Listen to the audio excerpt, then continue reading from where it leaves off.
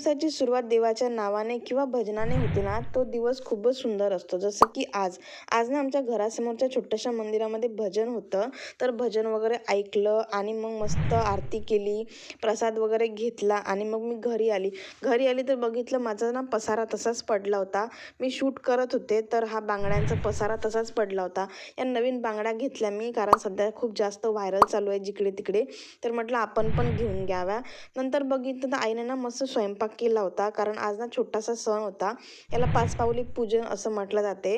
तर हा जो सण आहे ना, हा थोडा आमच्या इकडे जास्तच डॉमिनेटिंग आहे. तर हा सण वगैरे साजरा केला होता. मग नंतर जेवण वगैरे करून घेतलं आणि संध्याकाळी मस्त स्वरासोबत बॅडमिंटन खेळली. तिच्या मैत्रिणी पण आल्या होत्या आज, तर आम्ही सगळ्यांनी मिळून मस्त बॅडमिंटन खेळलं. हा संध्याकाळचा जो टाईम आहे ना, हा एकदम शांत आणि पीसफुल असतो. मग नंतर थोडासा चहा वगैरे घेतला, तर थोडी भूक लागली होती, तर म्हटलं काय खावं? तर मग संध्याकाळी ना मस्त मॅगी बनवली. ही मॅगी आहे ना थोडी वेगळ्या पद्धतीने बनवली होती मी आज. एकदम अशी छान मॅगी झाली होती माझी आजची आणि मला एवढं आवडली होती ना, याच्यामध्ये फक्त लिंबाचा रस असता ना, तर एक नंबर झाली असती. तर असा होता आजचा दिवस. तुम्ही सांगा तुमचा दिवस कसा गेला? भेटते तुम्हाला उद्या.